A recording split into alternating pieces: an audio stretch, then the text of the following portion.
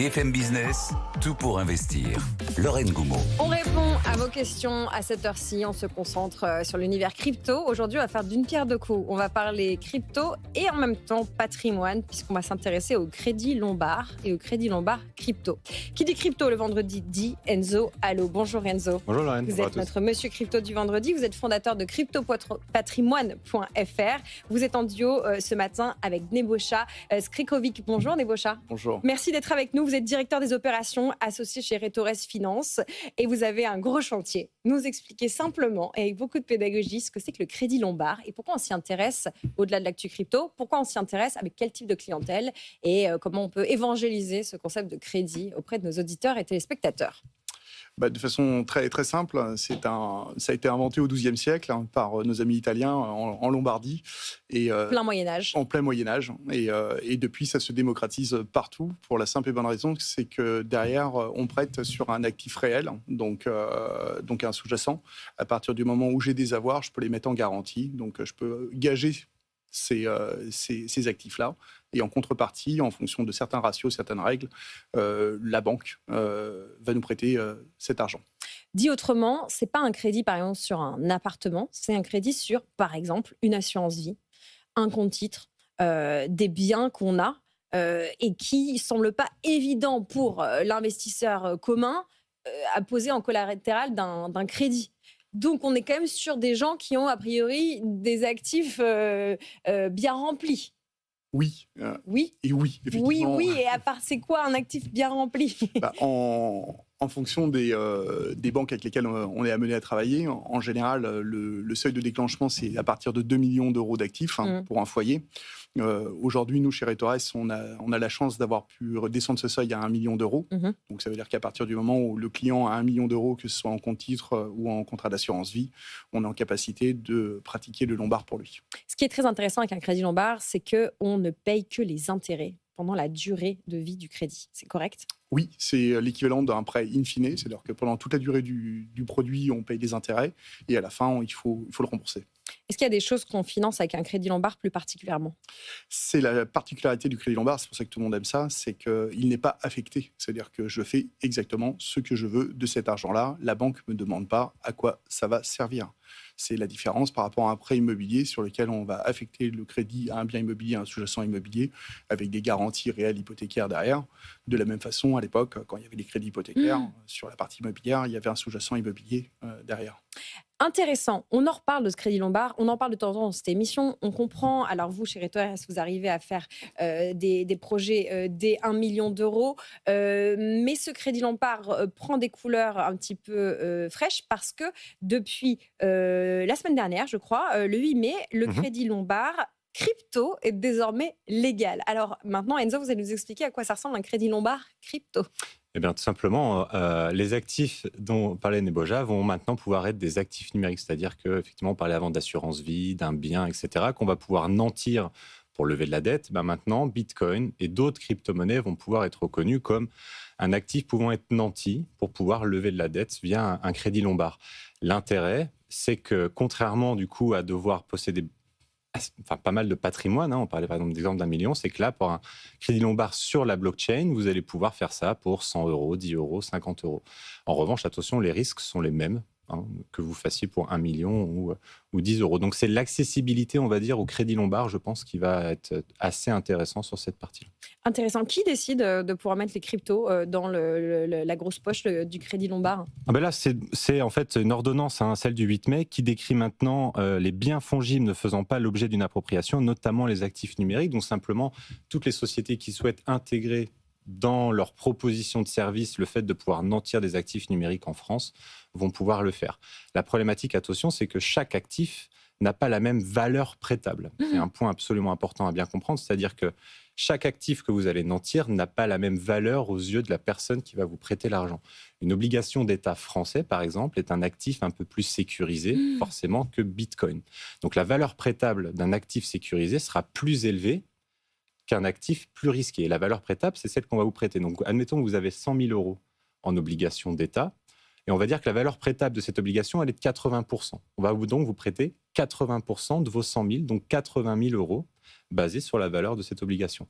Bitcoin, selon moi, doit avoir une valeur prêtable d'environ entre peut-être 30 et 45% grand maximum, puisque dans le cas de la baisse de l'actif, de la valeur de l'actif, plus que sa valeur prêtable, votre nantissement sera saisi comme garantie de votre prêt. Nebosha, selon vous, quelle est la valeur prêtable estimable du Bitcoin ? C'est vraiment très, très difficile à répondre pour la simple et bonne raison, c'est que pour l'instant, c'est volatile. C'est pour ça que ce n'est pas une monnaie, c'est une crypto-monnaie. Donc, c'est vraiment le point important. Et effectivement, derrière, il y a d'autres possibilités avec d'autres sous-jacents et avec des stablecoins sur lesquels on peut travailler dessus. Vous avez, là, depuis le 8 mai, vous n'avez pas encore eu un dossier comme ça dans les mains ? Non. Non. Donc là, en ce moment, c'est pas trop le moment de dire qu'on a des cryptos parce qu'on risque de se faire kidnapper à la sortie de chez soi. Donc, c'est vrai que c'est... Oui. Déjà, dans le système traditionnel, la détermination de ce que disait Enzo de la LTV, la long to value sur les produits, elle est vraiment déterminée au cas par cas en fonction de la typologie du portefeuille du client, en fonction des sous-jacents. Ouais. C'est un travail de fond qui est fait justement en collaboration avec nos amis banquiers, qui va déterminer à la fois le montant qu'on peut prêter. De l'autre côté, nous, notre rôle, c'est de sécuriser le client avec la protection, ce qu'on appelle des appels de marge. Oui. C'est-à-dire qu'en cas de baisse forte du marché, il faut éviter que le client soit amené à rembourser ou à replacer des actifs en garantie. Et c'est tout ce calcul-là et c'est tout ce savoir-faire que nous avons et que nous proposons et protégeons nos clients de cette façon-là. La valeur prêtable à loan to value, justement, les dangers autour de l'appel de marge, comment on peut expliquer ça simplement ? De façon très, très simple. J'ai un actif qui vaut 100. En général, dès qu'on est en OPC ou en action, on va nous prêter à peu près 60% de cette somme-là. C'est-à-dire qu'on peut me prêter 60 000. Nous, on va descendre ce seuil-là à 50%, donc à 50 000 euros. C'est-à-dire que si mon actif, demain, passe de 100 000 euros à 80 000 euros, 80 000 euros par 60%, ça fait 48 000 euros. Mais moi, ils m'ont prêté 50 000. Donc là, j'ai besoin de rajouter 2 000 euros pour le delta. Ça veut dire qu'en faisant une baisse de 60% à 50%, si j'ai une variation des marchés autour de 17,8%, je viens protéger mon client. Et c'est comme ça qu'on vient, nous, chez Retores, s'assurer qu'il n'y ait pas d'appel de marge trop virulente pour le client en cas de baisse forte des marchés. Très pédagogique. Merci beaucoup. On va finir avec une question de Sébastien, qui est notre auditeur le plus fidèle, puisque c'est un de nos réalisateurs. Sébastien nous dit on peut éviter de se faire taxer sur la plus-value grâce au crédit Lombard. Est-ce que vous pouvez étayer et répondre à Sébastien? On va prendre un exemple très concret. Quelqu'un a acheté des bitcoins il y a 2-3 ans, il est aujourd'hui en plus-value et il a par exemple 100 000 euros d'équivalent en bitcoin. S'il souhaite emprunter pour acheter un appartement par exemple, il va devoir vendre ses bitcoins et donc payer déjà la flat tax sur sa plus-value.